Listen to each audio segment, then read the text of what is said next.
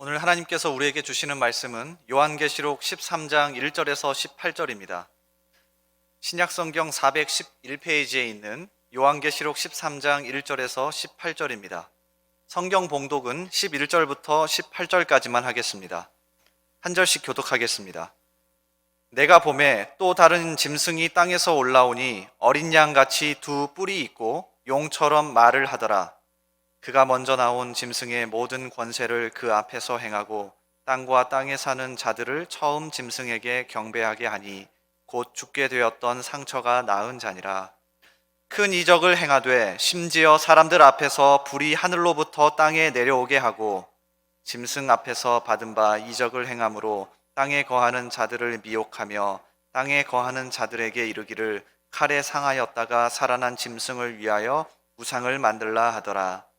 그가 권세를 받아 그 짐승의 우상에게 생기를 주어 그 짐승의 우상으로 말하게 하고 또 짐승의 우상에게 경배하지 아니하는 자는 몇이든지 다 죽이게 하더라. 그가 모든 자, 곧 작은 자나 큰 자나 부자나 가난한 자나 자유인이나 종들에게 그 오른손에나 이마에 표를 받게 하고 누구든지 이 표를 가진 자 외에는 매매를 못하게 하니 이 표는 곧 짐승의 이름이나 그 이름의 수라. 지혜가 여기 있으니 총명한 자는 그 짐승의 수를 그것은 사람의 수니 그의 수는 666이니라. 아멘. 자, 오늘은 우리가 드디어 요한계시록 13장까지 왔습니다. 여러분, 이 요한계시록 13장은 굉장히 두렵기도 하고 또 궁금한 것도 많은 그러한 장입니다. 우리를 아주 두렵게 하는 장이에요. 왜냐하면 이 안에 좀 우리가 조금 평상시에 직접 보지 못하고 멀리서 들었던 내용들이 포함되어 있습니다. 짐승들이 나와요. 도대체 이 말세에 종말에 나타나는 짐승들은 누구인가? 뿐만 아니라 오늘 본문에는 666이라고 하는 숫자가 나옵니다. 도대체 이 666이 무엇인가? 우리가 그 종말에 관련된 또 말세에 관련된 영화나 이런 데 보면 666이 가끔 나오긴 하는데 도대체 이것이 무엇인가 하는 것들이 오늘 이 본문의 관심의 대상이 되겠습니다. 그런데 이 짐승이 무엇인가 또 666이 무엇인가를 보기 위해서 밀착해서 보다 보면 잘 안 보여요. 그리고 많은 이단들에 빠지게 됩니다. 그래서 이 본문을 잘 이해하고 짐승과 666을 이해하기 위해서는 한 걸음 뒤에 나와서 큰 그림 속에서 봐야 돼요. 아주 큰 그림 속에서. 가장 먼저는 요한계시록 안에서, 그 다음에는 성경 전체에서 봐야 합니다. 먼저 우리가 요한계시록 안에서 보려고 해요. 이 큰 그림 안에서 봐야 되는데, 짐승들은 누구냐 도대체? 이 짐승들은 요한계시록 안에서 볼 때 하나님의 세력을 반대하는, 교회를 대적하는 세력입니다. 우선 정체가 무엇인지를 밝혀야 돼요. 하나님을 대적하는 세력이에요. 따라하겠습니다. 하나님을 대적하는 세력. 즉 요한계시록 우리가 10장부터 13장까지 계속 보고 있는데 이 종말에 환난의 시기가 와요. 이 환난의 시기에 하나님께서는 이 요한계시록을 통해서 하나님의 종들이 누구이고 또 마귀의 종들이 누구인가를 지금 구분을 해 놓으시는데, 이 짐승은 그 가운데 마귀의 종들로 나와요. 먼저 10장부터 12장까지는 하나님의 편에서 일하는 일꾼들이 나옵니다. 10장을 보면 두루마리를 먹으라고 그래요. 이 두루마리 먹는 사람들이 하나님의 종들이에요. 저는 여러분들이 주님 오라고 부르시는 그날까지 하나님의 말씀을 먹는 주의 종들 되기를 바랍니다. 그저 읽기만 하는 것이 아니라 먹었다, 소화했다 하는 말은 그 말씀을 나의 것으로 만들었다는 거예요. 누가 하나님의 종이냐? 하나님 편에서 일할 수 있는 사람이 누구냐? 입으로만 하나님, 제가 주님의 나라를 위해서 일하기 원합니다, 이렇게 말해서는 안 되고요. 말씀을 먹는 사람은 하나님의 나라를 위해서 일하는 종이 됩니다. 저는 여러분이 그런 종 되기를 바랍니다. 말세에 하나님의 일꾼은 말씀을 먹는 사람이에요. 뿐만 아니라 11장에서는 두 증인이 나옵니다. 이 두 증인이 나와서 하나님의 말씀을 먹은 것을 가지고 세상에 나가서 복음을 전해요. 하나님의 종들이 누구냐? 말씀을 먹은 것으로 가만히 있지 않고 복음을 증거하는 종들이에요. 결국에는 어려움을 당하기도 하지만 그러나 다시 살리시는 하나님의 능력을 보는 사람들입니다. 그리고 12장에 하나님의 종들이 누구냐? 여인, 해를 입은 여자가 나오는데 하나님의 교회입니다. 하나님의 말씀을 가지고 살아가면서 이 땅에서 온갖 핍박과 어려움이 있을지라도 하나님을 신실하게 믿으며 살아가는 주님의 교회가 하나님의 종들인 거예요. 그러면서 12장과 13장에는 마귀의 종들이 나옵니다. 마귀의 종들이 나오는 이 가운데 짐승이 나와요. 12장에서는 이 여인을 괴롭히고 교회를 괴롭히는 붉은 용, 마귀, 사단이 등장을 합니다. 그리고 13장 오늘 본문에는 이 사단의 조종을 받고 사단을 위해서 일하는 두 짐승이 나와요. 그러니까 이 두 짐승은 누구냐? 종말에 마귀 편에 서서 하나님을 대적하고 하나님의 교회를 무너뜨리려고 하는 그러한 대적의 세력이에요. 요한계시록 안에서 보면 이렇다고 볼 때, 그렇다면 이 짐승은 성경 전체에서 갑자기 태어난 것인가? 아닙니다, 여러분. 이 짐승에 대한 이야기는 이미 구약 성경을 통해서 예언이 되어 있습니다. 이 짐승은 갑자기 나타난 것이 아니라 구약에 예언된 종말에 나타나는 하나님의 반대 세력이에요. 여러분, 이 짐승에 대한 것은 사실 창세기부터 나와요. 동물이 나오죠. 여자의 후손이 뱀의 머리를 치다고요. 머리를 상하게 합니다. 뱀이라든지 또 하나님의 백성들을 넘어뜨리려고 했던 모든 것들이 나오는데, 특별히 구약성경 다니엘서에서는 이 부분이 잘 나와요. 오늘 본문에 1절 2절에 나타난 모습과 요한계시록 13장 1절 2절의 모습과 잠시 후에 살펴볼 다니엘 7장의 예언된 모습을 살펴보세요. 여러분, 이것이 그냥 나온 것이 아니라 이미 구약에 예견되어 있었구나 하는 것을 알게 됩니다. 성경은 전체가 하나의 큰 짝이 되는 거예요. 오늘 1절 보세요. 1절 보면 같이 읽어보겠습니다. 시작. 내가 보니 바다에서 한 짐승이 나오는데 뿔이 열이요 머리가 7이라. 그 뿔에는 10왕관이 있고 그 머리들에는 신성모독하는 이름들이 있더라. 이 머리에 신성모독하는 이름, 그러니까 이 존재는 하나님을 모욕하고 욕하고 하는 것이 목적이다 이 말이에요. 2절 말씀을 보시면 짐승들이 나오는데 어떤 짐승들이 나오는지 같이 읽어보겠습니다. 시작. 내가 본 짐승은 표범과 비슷하고 그 발은 곰의 발 같고 그 입은 사자의 입 같은데 용이 자기의 능력과 보좌와 큰 권세를 그에게 주었더라. 오늘 본문 요한계시록 13장에 짐승이 나오는데 일단은 뿔이 열이에요. 그리고 여러 동물의 모습을 하고 있어요. 포악하다는 뜻입니다. 그런데 이것이 이미 종말에 나타날 짐승에 대해서 다니엘서에서 예언하는 말씀이에요. 어떻게 예언했는지 한번 보십시오. 다니엘 7장 3절 4절 말씀을 보면 3절에 큰 짐승 넷이 바다에서 나옵니다. 그런데 그 모양이 각각 달라요. 4절에 보니까 첫째는 사자와 같아요. 둘째는 5절에 곰과 같습니다. 6절에 보니까 또 다른 짐승이 나오는데 표범과 같아요. 그리고 7절에 보면 내가 밤 한상 가운데서 그 다음에 본 넷째 짐승에 대해서 묵상을 하는데 뿔이 10개가 있습니다.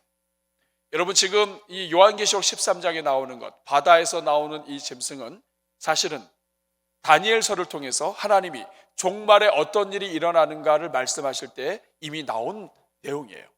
그 동물들의 모습을 종합적으로 갖고 있는 짐승이에요. 다시 말하면 아주 포악하고 하나님의 교회를 넘어뜨리기 위해서 애쓰고 성도들을 괴롭힐 짐승 존재가 나오는 겁니다.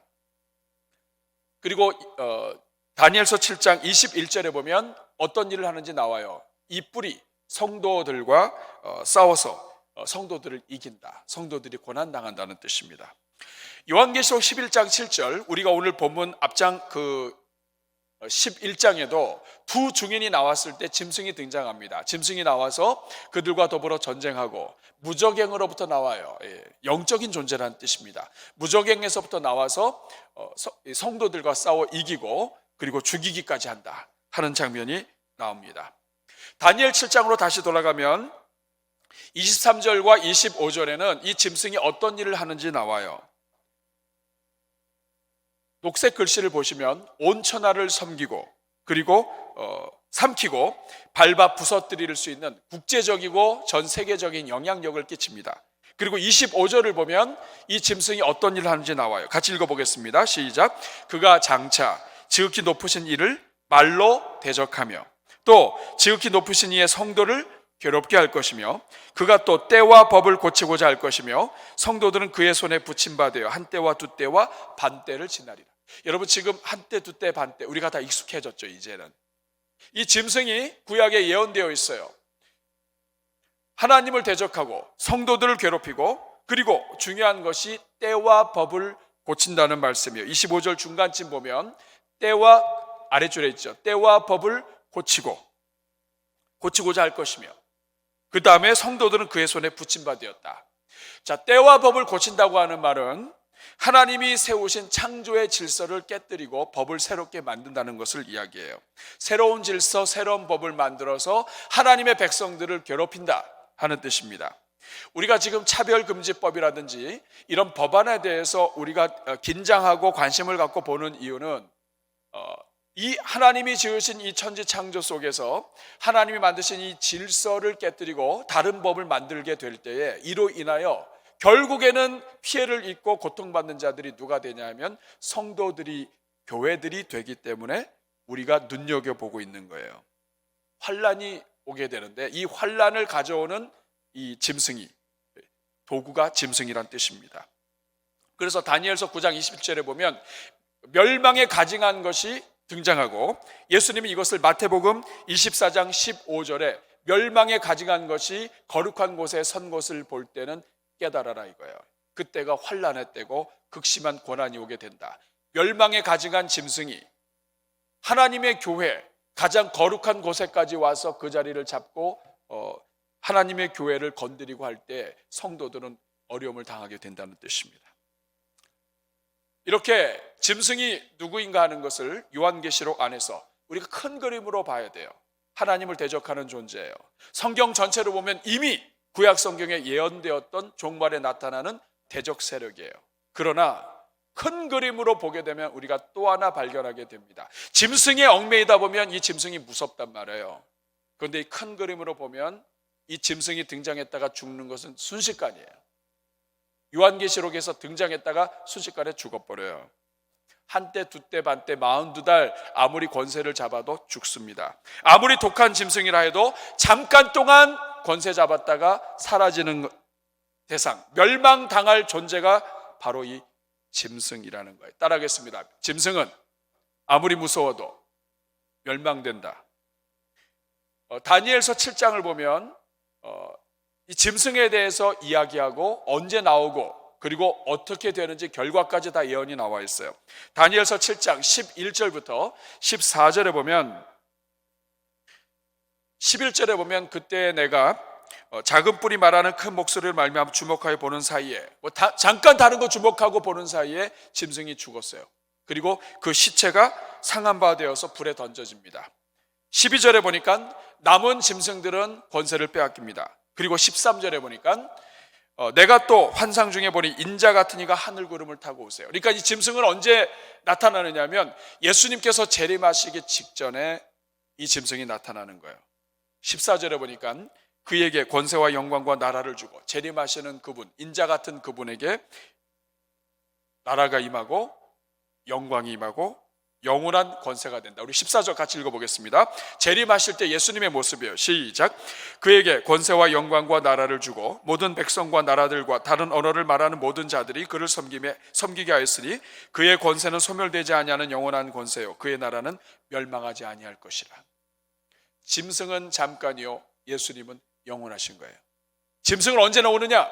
예수님이 재림하시기 직전에 오는 거예요. 그래서 다니엘서 7장 26절, 27절은 자체 해석이에요. 이 보여준 모습을 다니엘 안에서 자체 해석을 해요. 26절 같이 읽겠습니다. 시작. 그러나 심판이 시작되면 그는 누구예요? 짐승입니다. 짐승은 권세를 빼앗기고 완전히 멸망할 것이요. 27절 같이 읽습니다. 나라와 권세와 온 천하 나라들의 위세가 지극히 높으신 이에 거룩한 백성에게 붙임 바 되리니 그의 나라는 영원한 나라이라. 모든 권세 있는 자들이 다 그를 섬기며 복종하리라.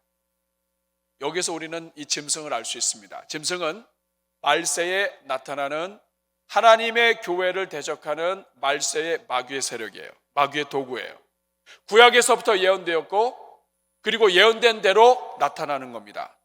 그리고 짐승은 막강한 권력을 가지고 이 땅에서 이 권력을 사용하지만 결국에는 끝나고 불타 죽습니다. 이게 짐승이에요. 그러면 이런 생각을 가지고, 이런 이해를 가지고 오늘 13장에 나타나는 이 짐승들의 구체적인 특징이 무엇인가, 오늘 여러분들과 함께 살펴보려고 합니다. 종말에 나타나서 성도들을 위협하고 핍박하고 괴롭히고, 그리고 성도들에게 극심한 환난을 가져오는 이 종말에 나타나는 짐승, 어떤 모습이냐. 오늘 본문은 13장은 1절부터 18절까지인데 1절부터 10절까지는 바다에서 올라온 짐승이 얘기가 나와요. 그리고 11절에서는 땅에서 짐승이 나옵니다. 바다와 땅은 이 세상을 이야기해요. 그러니까 이 세상에서 이제 짐승이 나오는데 1절부터 10절은 이제 바다에서 나오는 짐승이에요. 바다에서 나오는 짐승이 어떤 모습이고 어떤 일을 하는지 오늘 한번 살펴보도록 하죠. 1절에 보니까 우리가 이미 살펴봤습니다. 바다에서 나왔어요. 뿔이 여리고 머리가 7이에요. 왕관이 있고 신성모독하는 이름들이 있어요. 2절에 보니까 동물들 기억나시죠? 표범, 곰, 사자 같고 아주 난폭하고, 그리고 그 동물들의 아주 그 특징을 갖고 있어요. 발은 곰처럼, 그리고 입은 사자처럼 이렇게 나타나서 사람들에게 위협을 주고 성도들에게 포악한 모습을 드러냅니다. 어떤 일을 합니까? 가장 먼저는 온 땅의 경배를 받아요. 전 세계적으로 일어나는 거죠. 온 땅의 경배를 받아요. 그래서 이 종말에 이 짐승이 나타나는 것과 교회의 이 핍박은 같이 가는 겁니다. 3절에 보니까 머리 하나가 상하여 죽게 되었다가 그 죽게 된 상처가 나요. 그러니까 온 땅이 놀라가지고 이 짐승을 따르기 시작을 합니다. 마치 예수님이 십자가에 달려 죽으셨다가 다시 살아나는 것처럼 머리 하나가 상하여 죽게 되었다가 이것을 살려요. 그래서 사람들로 하여금 이 짐승이 보통이 아니고 영적인 존재라는 것을 인정하게 해서 마치 적 그리스도처럼 사람들이 따르게 해요. 그리스도가 나타났다. 오늘 이 시대에 우리를 구원할 새로운 구세주가 나타났다. 저 사람이야말로, 저분이야말로 우리를 구원할 분이다. 저 따르지 않으면 우리가 살 수 없다. 이런 여러 가지, 영도자다, 이런 여러 가지를 써서 이 짐승이 등장하면서 경배를 받는다 이 말입니다. 그리고 이 짐승의 특징은 하나님을 비방해요. 하나님을 비방하고 하나님을 욕합니다. 오늘 5절과 6절의 말씀을 보면 하나님을 비방하는 내용이 나와요. 5절에 보니까 짐승이 과장되고 신성모독을 말하는 것을 막 말을 해요. 그리고 이 42달 동안이나 이렇게 계속 말해요. 그리고 짐승이 입을 열면 하나님을 비방을 해요. 그러니까 하나님의 교회, 하나님에 대한 것, 이 모든 것들이 아주 본격적으로 비판을 당하고, 그리고 막 하나님이 없는 것처럼 여겨지고, 그리고 믿는 자들이 굉장히 어려움을 당하는 시기가 오는 거예요. 그래서 하나님을 비방하니까 자연스럽게 그 다음에는 이 짐승이 성도들을 핍박을 합니다. 오늘 7절의 말씀을 보면 권세를 받아서 성도들과 싸워 이깁니다. 그리고 전 세계적으로 말씀드렸죠. 전 세계를 다스립니다. 7절에 보니까 각 족속과 백성과 방언과 나라를 다스리는 권세를 받았다고 이야기합니다. 그래서 8절에 보니까 죽임을 당한 어린 양의 생명책의 창세 이후로 이름이 기록되지 못하고 이 땅에 사는 자들은 다 그 짐승에게 경배하리라. 그래서 이 열불을 가지고 있다, 또 전 세계적이다, 이런 것을 가지고 자꾸 사람들이 이 짐승을 자꾸 다른 곳에 맞춰보려고 그래요. 어떤 사람은 이 유럽 연합을 여기다가 포함시키기도 했어요. 열불이다, 열 나라가 뭉쳐가지고 전체를 다 세계를 지배하려고 하는 것이 아니냐. 차원이 다른 거죠, 여러분. 자꾸 이것이 아니냐 저것이 아니냐, 좀 재미있긴 해요. 그렇지만 거기에 여러분 미혹되지 않기를 바랍니다. 분명한 증거들이 오늘 이 본문에 나와요. 그리고 이 기간이 아주 힘든 기간이기 때문에 성도들은 어떻게 해야 되는가? 성도는 인내하면서 믿음을 지킬 수밖에 없는 고난의 때입니다. 우리 10절 말씀 같이 읽어보겠습니다. 시작. 사로잡힐 자는 사로잡혀 갈 것이요 칼에 죽을 자는 마땅히 칼에 죽을 것이니 성도들의 인내와 믿음이 여기 있느니라. 그래서 1절부터 10절까지는 바다에서 올라온 짐승, 구약에서부터 예언되었던 이 짐승의 이야기가 나옵니다. 바다까지도 똑같죠, 그렇죠? 그래서 성도들을 핍박하고 하나님의 교회를 무너뜨리고 그리고 신성모독을 하고 전 세계적인 영향력을 가지고 사람들로 하여금 자기를 믿게 해요.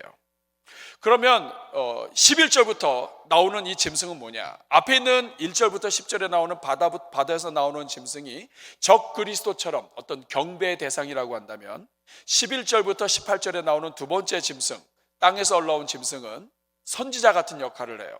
앞에 나온 짐승을 사람들로 하여금 믿게 하고 그 우상을 만들어서 우상을 믿게 하고 앞에 나오는 그 짐승, 적 그리스도와 같은 이 짐승을 경배하게 만드는 이 선전 도구와 같은 역할을 해요.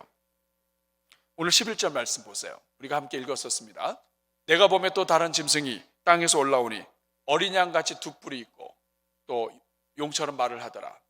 여러분 앞에 계속 보면서 여러분 느끼시겠지만 앞에서는 예수님이 십자가 달려 죽은 것처럼 이렇게 죽었다가 살아나는 게 나오고 두 번째 짐승은 어린 양같이 생겼어요. 어린 양처럼 아주 연하고 순해 보이는 뿔을 가지고 있어요. 그러니까 사람들이 볼 때 이게 헷갈리는 거예요. 이 짐승은 짐승인데 아주 어린 양 같아요. 순해 보여요. 그런데 여러분 이 오랫동안 감출 수가 없어요. 왜냐하면 목소리가 달라요. 너무 아름답고 부드럽고 해서 이렇게 어린 양이었더니 누구예요? 이런 거랑 똑같은 거예요. 그래서 이 목소리가 용처럼 말을 하는 거예요. 여러분 사람 겉보고 모릅니다.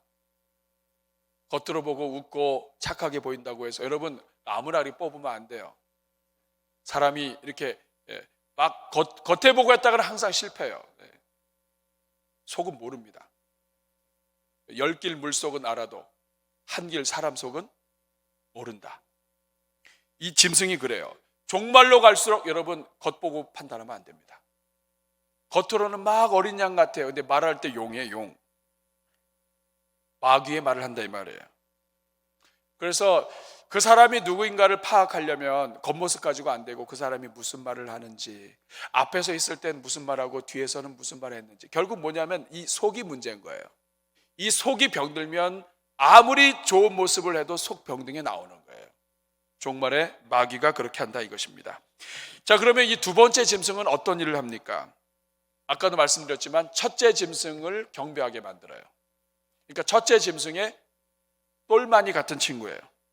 12절에 보니까 그가 먼저 나온 짐승의 모든 권세를 그 앞에서 행하고 땅과 땅에 사는 자들을 처음 짐승에게 경배하게 하니, 죽게 되었던 상처가 나왔던 그 첫 번째 짐승을 경배하게 만들어요. 그러니까 하나님을 경배하게 하는 것이 아니라 눈에 보이는 구체적인 어떤 존재를 경배하게 만드는 거예요. 그 다음에 큰 이적을 행해서 미혹하게 만들어요. 오늘 13절과 14절을 보면 큰 이적을 행해서 사람들이, 심지어는 불이 하늘에서 떨어지기도 하고, 그리고 짐승 앞에서 받은 바 이적을 행함을 통해서 땅에 거하는 자들을 다 이적을 통해서 미혹을 해요. 뿐만 아닙니다. 경배하지 않는 자, 짐승에게 경배하지 않는 자들은 다 죽이게 합니다. 14절에 보니까 짐승 앞에서 받은 바 이적을 행함으로 땅에 거하는 자들을 미혹하며 땅에 거하는 자들에게 이르기를 칼에 상하였다 살아난 짐승을 위하여 우상을 만들게 해요. 그리고 15절에 보니까 우상에게 생기를 주어, 여러분 우상은 만들어진 거기 때문에 생기가 없어요. 근데 생기를 주어서 그 짐승의 우상으로 말하게 해요. 그러니까 얼마나 놀라워요. 그래서 사람들이 그 우상에게 짐승을 경배하게 만드는 일을 합니다. 그러니까 하나님을 경배하게 하는 것이 아니라 엉뚱한 우상과 더러운 것에 사람들의 마음을 쏠리게 하고 그것에 경배하게 해서 사람들 알고 구원받지 못하게 하는 이러한 존재, 짐승이 종말에 나타난다는 거예요. 그리고 결정적으로 짐승의 표를 받게 합니다. 16절부터 나오는 말씀을 보면 우리가 굉장히 궁금히 여기는 거예요. 이게 도대체 뭘까? 큰 자나 작은 자나 부자나 다 오른손이나 이마에 표를 받게 합니다.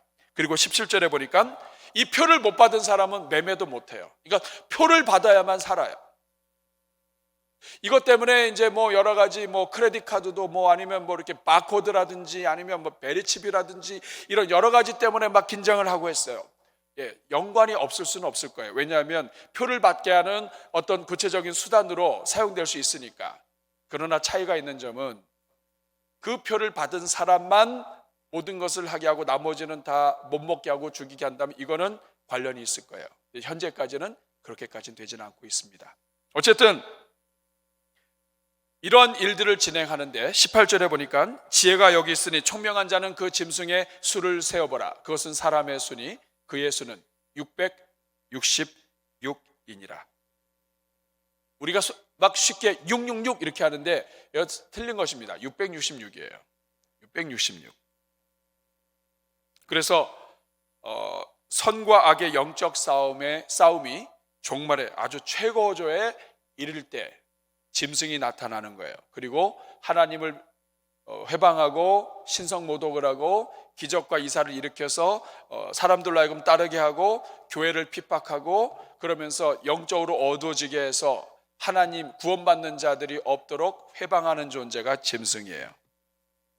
그러면 제가 이 본문의 말씀을 대략적으로 살펴봤습니다. 앞에서는 큰 그림으로 짐승이 어떤 존재인지, 그리고 두 번째는 요한계시록 13장에서 이 짐승 하나하나의 모습을 살펴봤고, 이런 과정을 통해서 그러면 하나님이 도대체 이 요한계시록 13장에 나오는 이 짐승들을 통해서 하나님 우리에게 주시고자 하는 메시지가 무엇인가, 종말을 살아가는 우리에게 주시는 메시지가 무엇인가, 오늘 이거를 여러분들과 함께 나누려고 그래요. 첫 번째, 종말의 마귀는 어떻게 역사하느냐 하면 모양과 현상으로 역사합니다.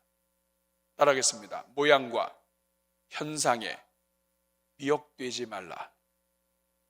여러분, 우리가 지금 읽으면서 확인했지만 종말에 나타나는 짐승은 짝퉁 같은 거예요.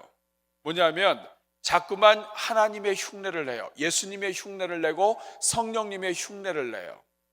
하나님은 아닌데 본인이 신적인 존재로서의 흉내를 내는데 그 흉내를 내는 방법은 모양과 현상이다 이거예요. 그러니까 종말을 살아가는 동안에 모양과 현상에 집중하고 외모에 집중하면 집중할수록 영적으로 떨어지게 되어 있습니다. 한국 사회는 굉장히 그래서 넘어가기 쉬운 사회예요. 온갖 외모 수술 이런 것들이 대한민국 전체가 초점이 외모에 많이 맞춰져 있어요. 그러니까 마귀에게 더 잘 사용될 수 있는 가능성이 있습니다. 오늘 3절 말씀 보세요. 머리 하나가 상했어요. 그런데 죽게 되었던 상처가 나았어요. 예수님의 모습을 그대로 드러냅니다. 그러니까 이런 기적을 나타내고 이런 현상을 보니까 사람들이 여기에 미혹되게 만드는 거예요. 그러니까 이와 유사하게 오늘 이 시대 가운데 또 앞으로 다가오는 시대 속에서 사람들을 미혹할 때 모양과 현상으로 미혹을 하기 때문에 그 겉만 보면 넘어간다 이거예요. 우리가 사람 뽑을 때도 그렇잖아요. 겉으로 이렇게 막 부드럽고 이렇게 하게 되면 우리가 혹 넘어간다고요. 근데 겉으로는 부드럽게 하고 나라를 일으킬 것 같고 많은 사람들에게 복이 될 것 같고 정말 이 백성들의 이런 여러 가지들을 할 것 같은데 결국에는 이 속에서 나온 생각 자체가, 이 속에 들어있는 것 자체가 마귀를 따르고 그리고 하나님을 거역하고 하는 것이 이 안에 있으면 결국에는 말하는 것부터 해서 모든 것이 다 그렇게 나오게 되는 거예요. 오늘 13절 보세요. 모양뿐만이 아닙니다. 13절에 보니까 큰 이적을 행해요. 정말 놀라운 일이 일어나요. 불이 막 하늘로부터 땅에 내려와요. 그래서 14절에 보니까 이적을 행해서 사람들을 막 미혹해요. 우상까지 만들게 해요. 야, 이 놀라운 이 사람이야말로 그리스도가 아니냐. 그리고 15절에 보니까 권세를 받아서 짐승의 우상에게 생기까지 주어서 이 우상도 말을 하게 해요. 그러니까 하나님, 홍해를 건너게 하신 그 하나님의 이적처럼 하나님의 권능을 행하기도 하고 예수님이 십자가 달려 죽으셨다가 부활하신 것처럼 예수님의 모습을 나타내기도 하고 성령이 역사하시는 것처럼 불이 떨어져서 성령의 역사도 흉내내고, 그래서 하나님을 흉내내는데 그 흉내내는 방법은 이적과 기사를 통해서 흉내낸다 이거예요. 근데 여러분, 아주 이상한 것이 있습니다. 예수님은 기적을 베푸셨고 하나님은 기적의 하나님이신데 종말로 가면 갈수록 하나님께서 기적과 능력과 이런 것들을 여전히 하시면서도 제한하세요. 그러면서 다른 것을 더 강조하세요. 여러분 마태복음 24장 21절에서 24절을 보면 마지막 정말 환란이 극심할 때, 앞으로 이런 환란이 있을 수 없는 그때에 대해서 얘기를 하세요. 큰 환란이 있겠습니다. 창세로부터 지금까지 이런 환란이 없었고 후에도 없으리라. 마지막 환란이에요. 대환란이에요. 근데 여기에 22절, 23절 말씀을 보면 22절에 하나님이 이 날들 감하지 않으면 성도들이고 뭐고 남지를 못해요. 하나님이 감하시기 때문에 견딜 수 있다는 뜻입니다. 근데 23절부터 보면 이 말세의 특징이 나와요. 그때의 사람들이 너에게 말하되 보라 그리스도가 저기 있다 한다는 거예요.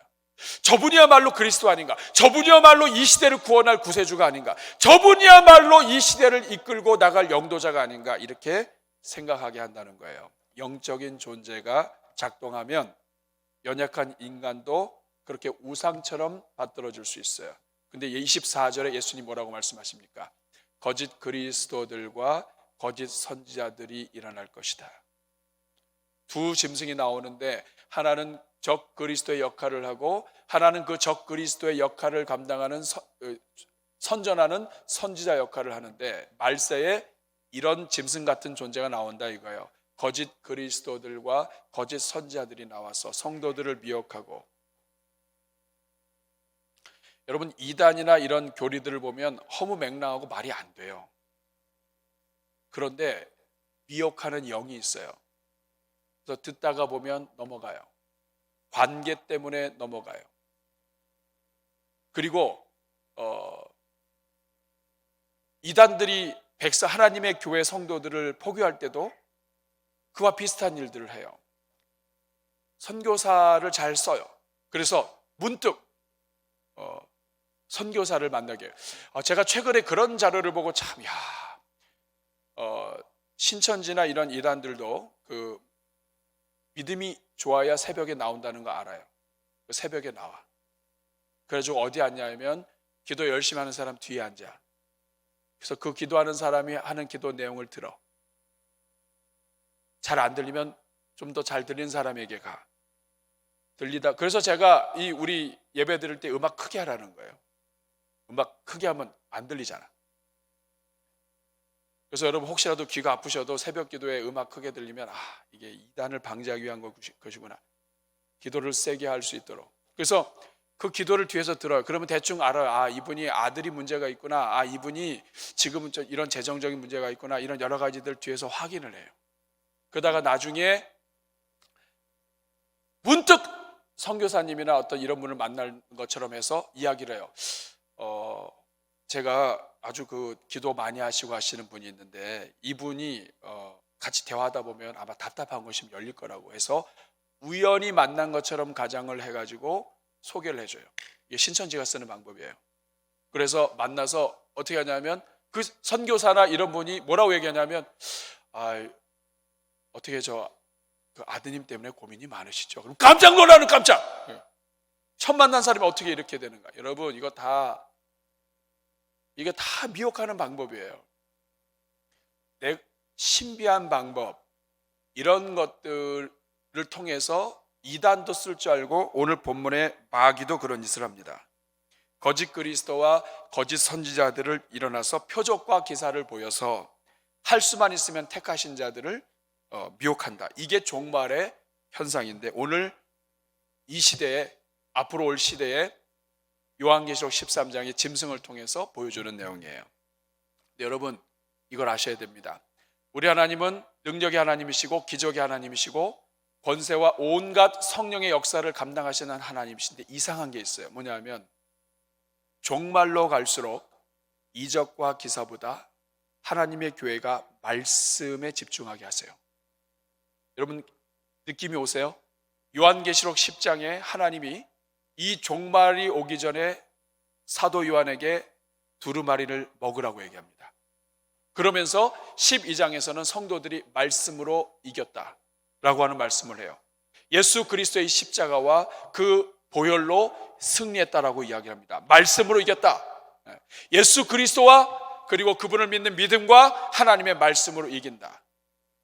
여러분 에베소서 6장에 보면 영적 전쟁이 이야기 나오는데 영적 전쟁에서 무기가 있습니다. 성령의 검, 곧 하나님의 말씀을 가지라. 그러니까 성도가, 교회가 말세를 살아갈 때 무기는 무엇이냐? 하나님의 말씀인 거예요. 마귀는 종말로 갈수록 이적과 기사와 표적을 가지고 사람들을 미혹을 해요. 근데 가짜입니다, 가짜. 왜냐하면 겉으로는 이적이 있는 것 같고 기적이 있는 것 같지만 알맹이를 까보면 말씀이 없어요. 그런데 이 말씀이 없는 사람은 여기에 넘어간다고요. 그래서 하나님이 주님의 교회를 향해서 말씀의 마지막 시대에 준비시키는 것이 무엇이냐? 말씀이에요. 두루마리를 먹어라. 저는 오늘 이 자리에 있는 분들이 하나님의 말씀을 많이 먹기를 바랍니다. 말씀을 먹는다는 것은 그냥 이렇게 말씀을 읽는 정도가 아니에요. 읽고 소화시키는 것을 이야기해요. 그 말씀이 내 것이 되도록. 왜 그렇게 해야 되느냐? 그래야 적그리스도와 싸워서 이기고, 그래야 거짓 선지자들과 싸워서 이기고, 짐승의 모든 권세를 분별할 수 있게 된다는 뜻이에요.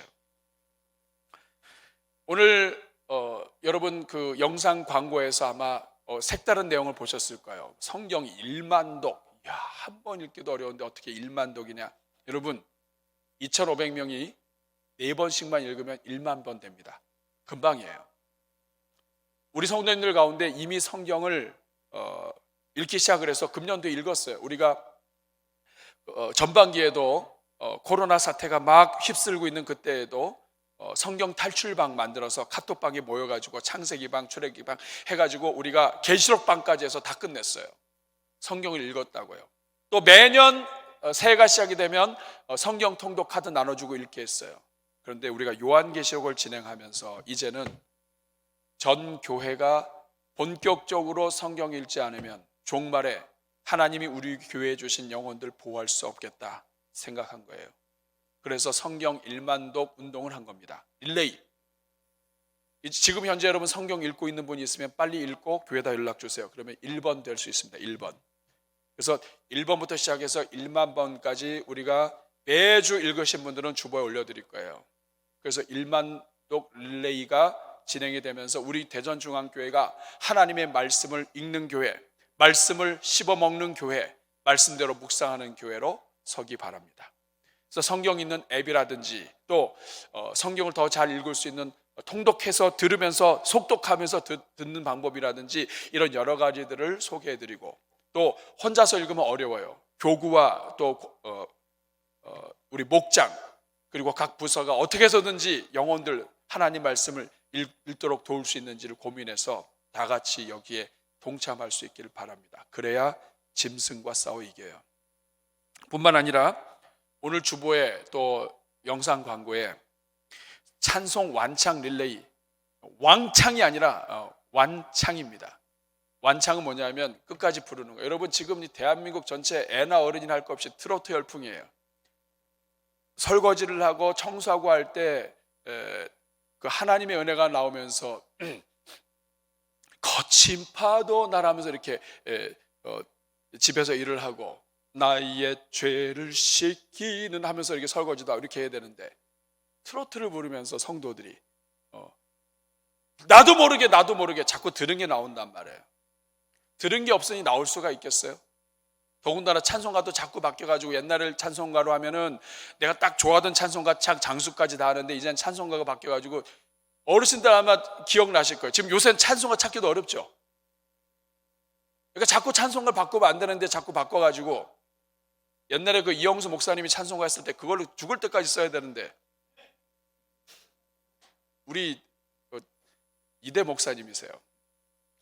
찬송가 공예하셔가지고 그때 다 하셨는데 자꾸 만들어가지고 지금은 장수도 곤란해요.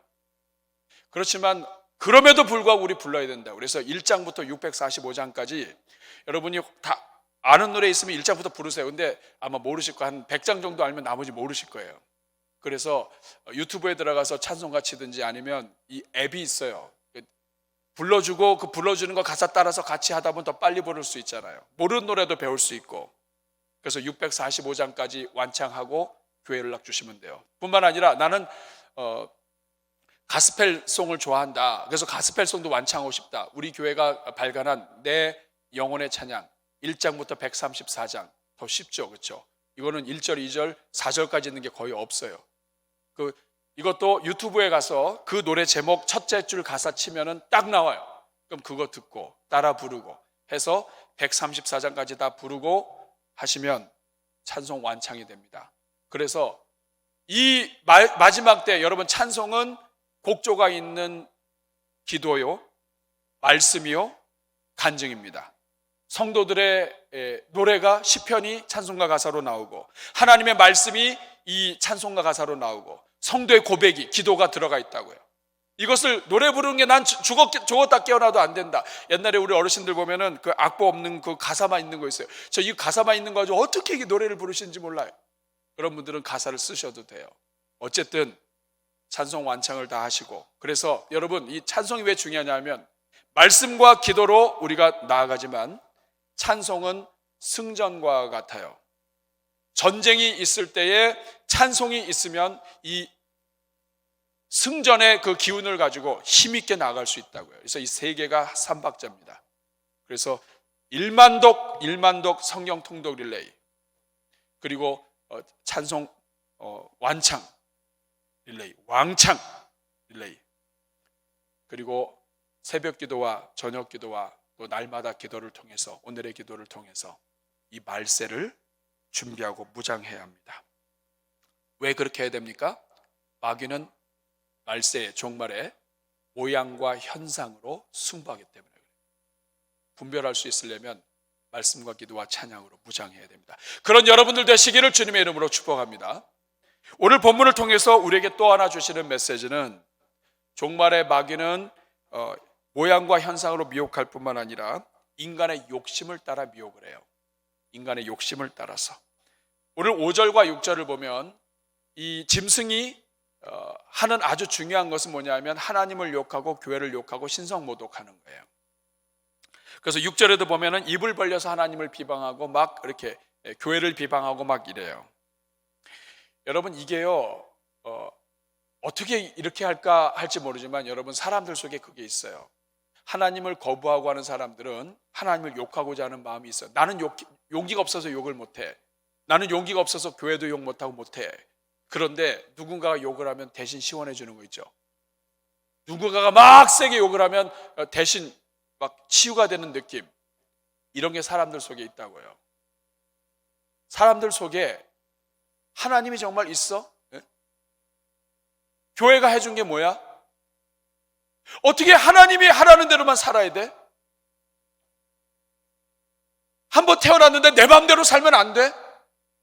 내가 하고 싶은 대로 살고 내가 먹고 싶은 대로 먹고 내가 인생의 주인 아니야? 이런 게 다 있다고요. 이 본능을 마귀가 작용을 합니다.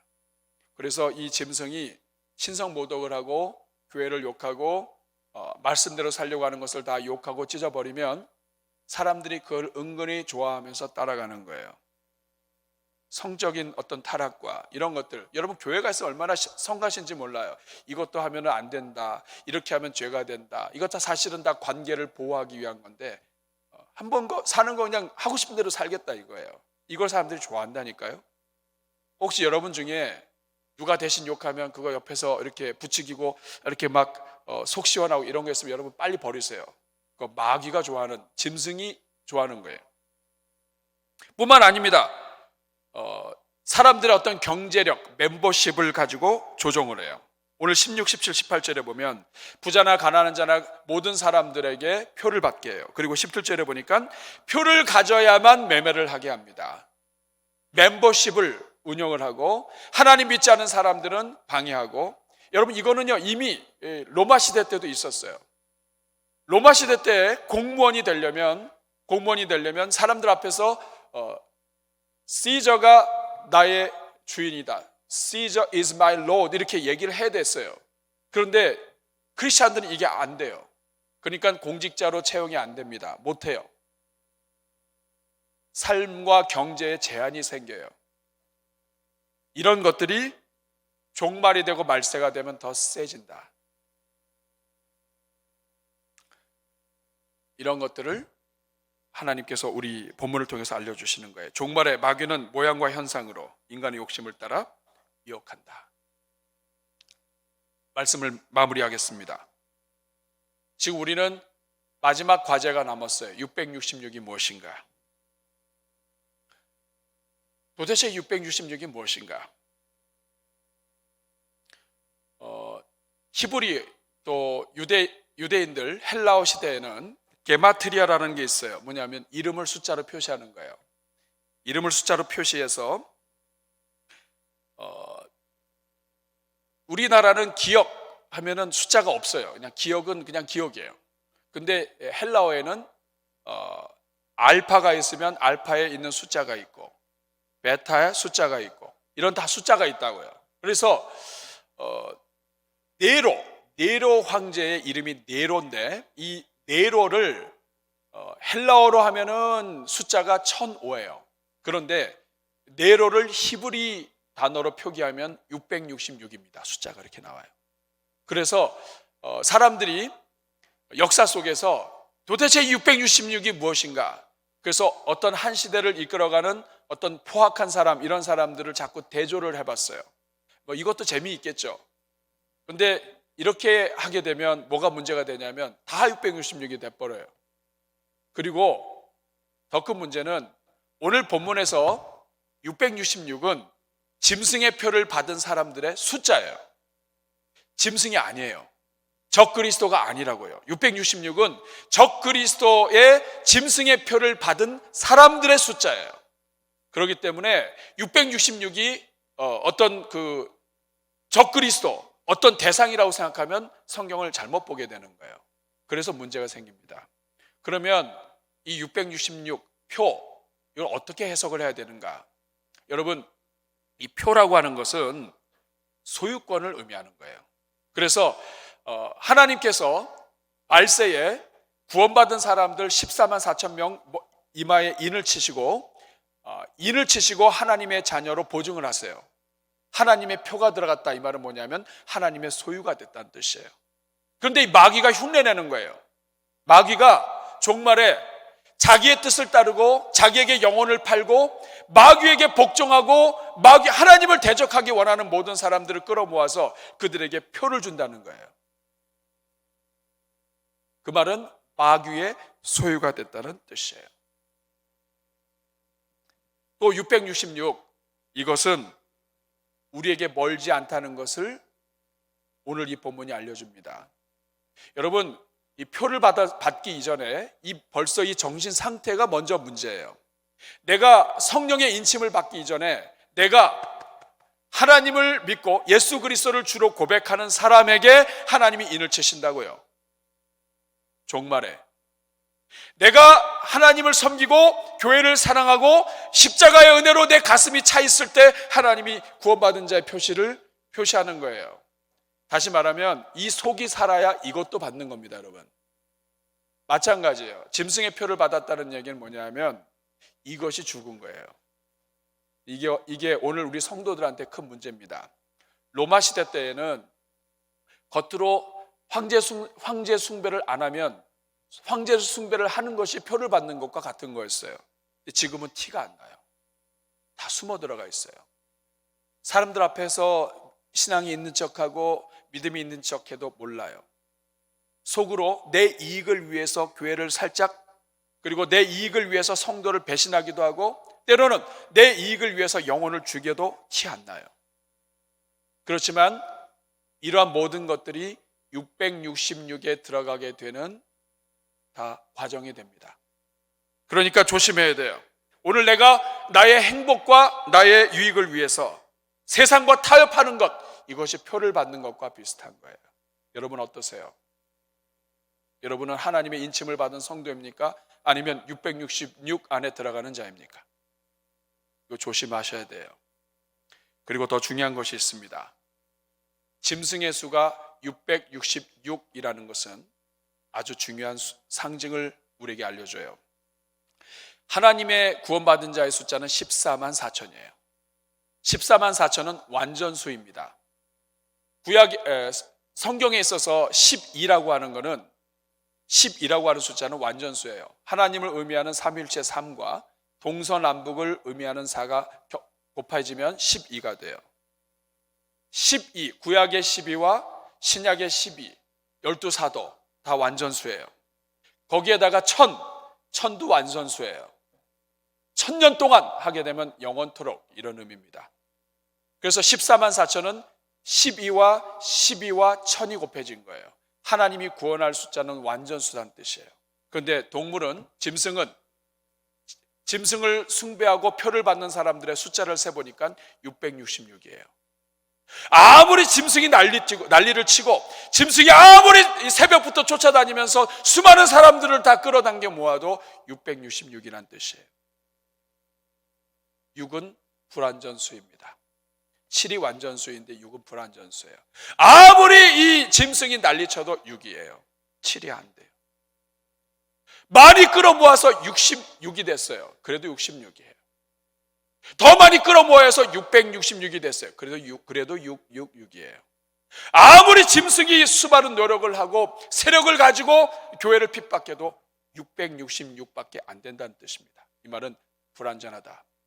마귀의 시기는 끝난다. 마귀는 오래가지 못한다. 짐승이 성도들을 괴롭히는 시기는 한계가 있다.